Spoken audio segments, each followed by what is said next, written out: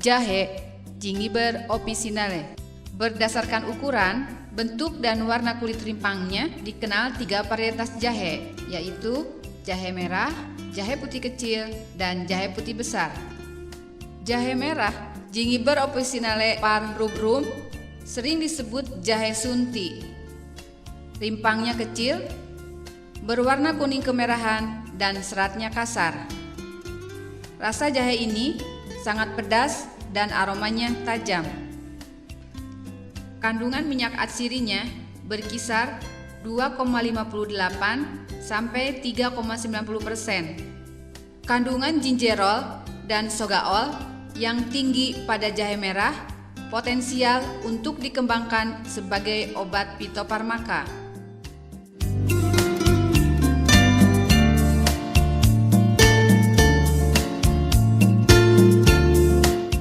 Jahe putih kecil Gingiber officinale par amarum aromanya kurang tajam dan rimpangnya lebih besar dibanding jahe merah.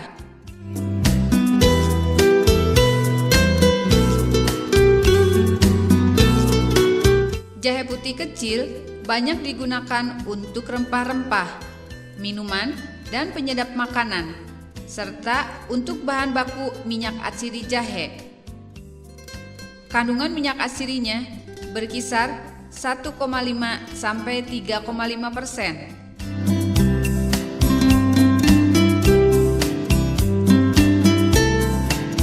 Jahe putih besar Gingiber officinale par officinarum dikenal dengan nama lokal jahe badak atau jahe gajah. Ukuran rimpang jahe ini jauh lebih besar dan bentuknya lebih gemuk. Namun, aroma dan rasanya kurang tajam dibanding kedua jenis jahe lainnya. Jahe besar banyak digunakan untuk minuman, permen, dan rempah-rempah. Kandungan minyak atsirinya berkisar antara 0,82 dan 1,66%. Guna mengembangkan jahe sebagai bahan baku dalam industri fitofarmaka, maka dalam budidayanya perlu mengacu kepada standar prosedur operasional yang telah dibakukan.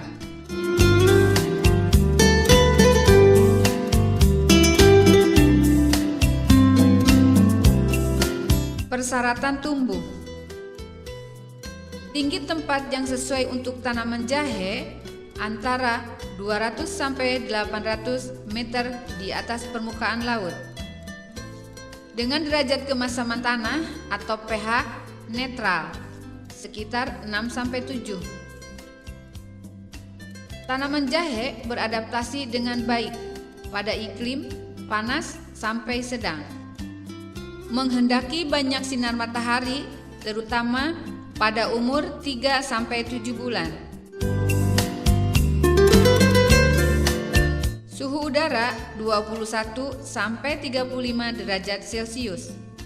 Curah hujan yang dibutuhkan antara 2.500 sampai 4.000 mm per tahun. Dengan sebaran hujan merata, minimal 7 bulan basah. Jahe menghendaki tanah yang cukup subur, gembur, banyak mengandung humus atau bahan organik, serta drainase yang baik.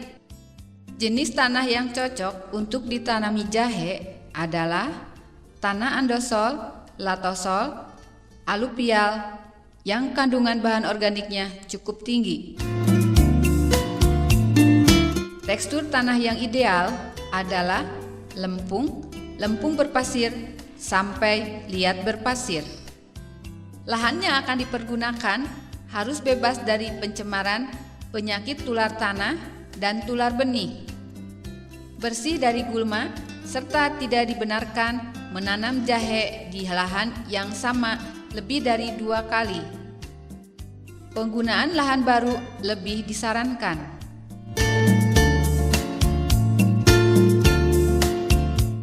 Penyiapan bahan tanaman.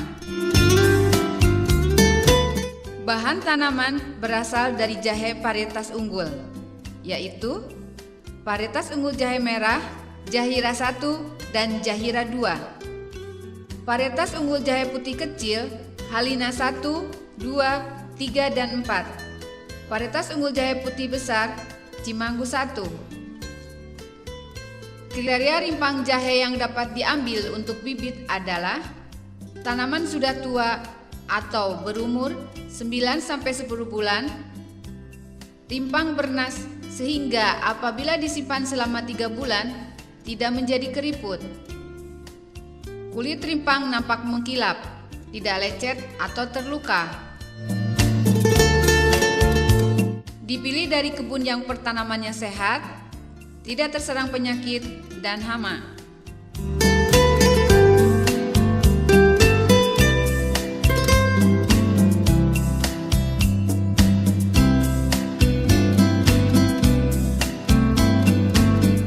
Rimpang yang akan dijadikan benih dihamparkan dalam ruangan yang sejuk atau terlindung sinar matahari dan hujan. Dapat diletakkan dalam rak bambu,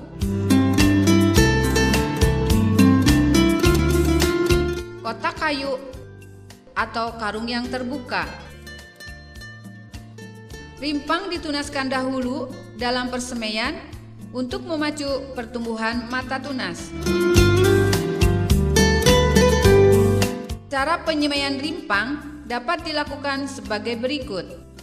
Rimpang bibit disebar merata, tidak bertindihan di atas lapisan jerami atau alang-alang tipis. Kemudian ditutupi dengan jerami atau alang-alang. Di atasnya disebar lagi rimpang-rimpang. Demikian seterusnya. Disusun tidak melebihi 5 lapis untuk menjaga suhu di lapisan tengah tidak terlalu tinggi dan penuaan merata.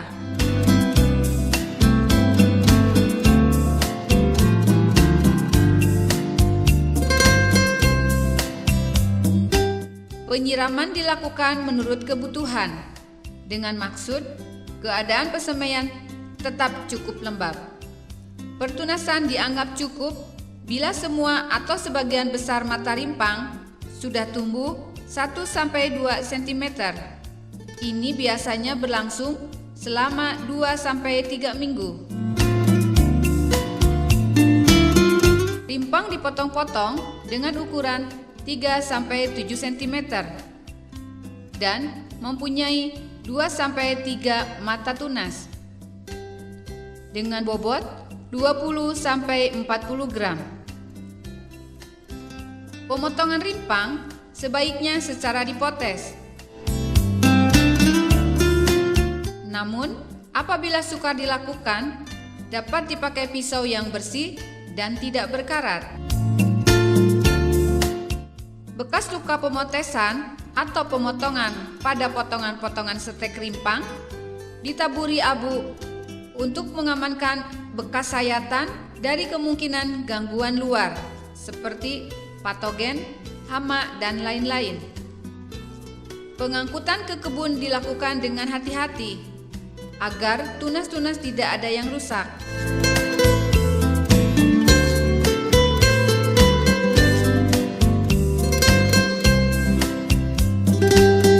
Pengolahan tanah. Pengolahan tanah dilakukan 2-4 minggu sebelum tanam. Tanah dibajak atau dicangkul 1-2 kali sedalam 25-35 cm. Dapat juga dibuat bedengan, terutama untuk lahan yang sistem drainasenya jelek. Penanaman dan pemupukan. Jarak tanam dianjurkan 60-80 cm antar baris dan 30-40 cm dalam baris, sehingga dalam pembunan tidak mengalami kesulitan. Lubang tanam dibuat alur atau pari tanam sedalam 10-15 cm. Penanaman dapat dilakukan secara bedengan selebar 1 meter atau guludan disesuaikan dengan kondisi lahan. Pada lahan datar, saluran drainase harus diperhatikan. Jangan ada genangan air pada bagian tengah bedengan atau petakan. Pengapuran dilakukan terutama pada tanah dengan pH di bawah netral. Dapat digunakan 1-3 ton per hektar. Kaptan atau dolomit. Sebagai pupuk dasar, digunakan pupuk kandang sebanyak 20-40 ton per hektar. Diberikan 1-2 minggu sebelum tanam. SP36 dan KCL diberikan pada saat tanam, yaitu SP36 200-400 kg per hektar, KCL 200-400 kg per hektar, dan urea 200-400 kg per hektar. Diberikan setelah tanaman umur 2 bulan, 4 bulan, dan 6 bulan setelah tanam. Cara pemberiannya dibagikan secara merata di setiap rumpun tanaman dengan cara tugal atau larikan.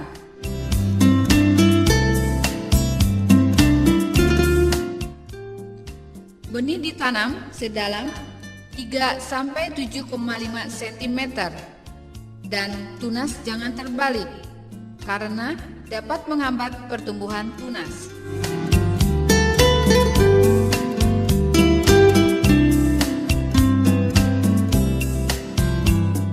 Pemeliharaan tanaman. Pemeliharaan tanaman meliputi pemberian mulsa setelah penanaman dengan menggunakan daun alang-alang, jerami atau sekam sebanyak 10 ton per hektar. Mulsa dihamparkan terutama di sepanjang barisan bibit yang baru ditanam agar tanah tetap lembab dan tunas yang baru tumbuh ternaungi. Pemberian mulsa kedua dan ketiga dilakukan 2 dan 3 bulan setelah tanam, masing-masing 5 ton per hektar, terutama untuk daerah yang curah hujannya kurang merata. Penyiangan gulma dilakukan 3-5 kali sampai tanaman berumur 6-7 bulan. Penyiangan dilakukan terutama saat sebelum tanaman dipupuk urea yang kedua dan ketiga. Penyulaman terhadap tanaman yang mati dilakukan 1-1,5 bulan setelah tanam dengan menggunakan bibit cadangan.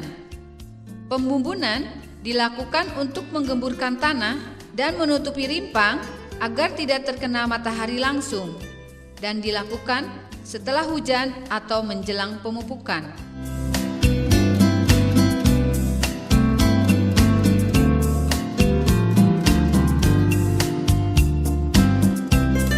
Pengendalian hama dan penyakit. Pengamatan hama penyakit hendaknya dilakukan dimulai sejak masa vegetatif atau tanaman berumur 3 bulan, yaitu terhadap beberapa hama atau penyakit utama. Serangan penyakit utama yaitu penyakit bakteri atau Ralstonia solanacearum dan bercak daun Pilostigma sp. Lakukan pemeriksaan kebun secara rutin. Bila ada ditemukan tanda-tanda serangan penyakit layu bakteri, maka tanaman sakit dicabut dan dimasukkan ke dalam kantong plastik supaya tanah yang mengandung bakteri tidak berceceran. Musnahkan segera tanaman sakit tersebut. Taburi bekas lubang dengan kapur. Kurangi seminimal mungkin pegawai memasuki petak yang sakit. Buat parit isolasi di sekitar petak yang ada tanaman sakit. Pada waktu penyiangan atau pembumbunan tanah bedengan, mulai dari petak-petak yang bebas penyakit, terakhir pada petak yang ada tanaman sakitnya. Bedengan yang cukup tinggi dianjurkan, terutama agar drainase baik. Pekerja tidak diperbolehkan menginjak bedengan, tetapi melalui saluran drainase. Bercak daun Pilostiska. Lakukan pengamatan di lapangan. Kerusakan dari penyakit akan lebih parah bila terjadi serangan sejak tanaman berumur muda. Serangan tanaman yang berumur tua, 6 bulan atau lebih, kurang berpengaruh terhadap produksi. Bila ada tanda-tanda serangan, segera musnahkan tanaman sakit dan lakukan penyemprotan dengan fungisida seperti Benomil, Proineb, Bitertanol, atau Mancozeb. Pada serangan yang berat, penyemprotan dapat dilakukan 2 kali seminggu sampai gejala penyakit berkurang.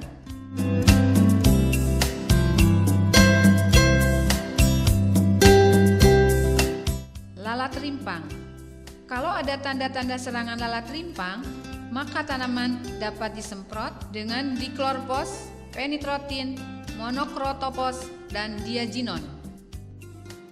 Usahakan pertanaman terhindar dari serangan patogen lain seperti layu bakteri dan busuk rimpang. Lalat akan tertarik oleh bau-bauan yang keluar dari tanaman sakit. Bercocok tanam secara tumpang sari dengan tanaman bukan inang seperti jagung, kedelai, nilam, dan kopi. Bersihkan atau musnahkan semua sisa-sisa tanaman yang mengandung telur atau larva lalat.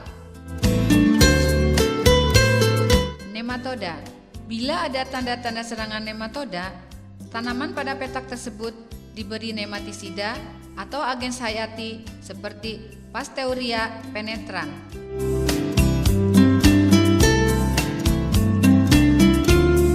Panen. Pemanenan jahe sebaiknya dilakukan setelah tanaman mengalami pengguguran daun pada umur 9-10 bulan. Sesudah gugur, sebaiknya jangan langsung dipanen. Dibiarkan 1-2 minggu agar kulit mengering dan kuat, sehingga tidak mudah lecet pada waktu panen. Tetapi jangan dibiarkan terlalu lama di dalam tanah. Pada kondisi ini, rimpang jahe cukup kekar dan tidak mudah mengkerut bila disimpan untuk benih. Cara panen dianjurkan dengan menggali rimpang dengan menggunakan garpu untuk menghindari terjadinya pelukaan kulit rimpang.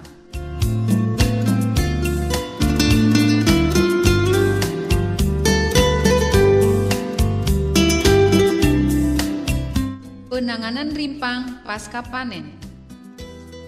Penanganan rimpang diawali dengan membersihkan rimpang dari tanah yang masih melekat, dikering anginkan atau diusahakan dipanen saat tanah kering tanpa dicuci dan dilakukan sortasi rimpang.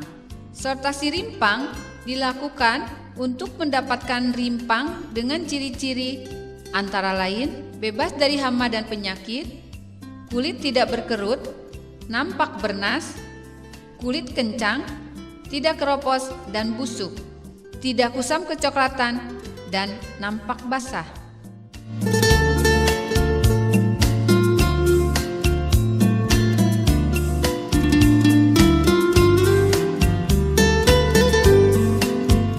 Penyimpanan rimpang.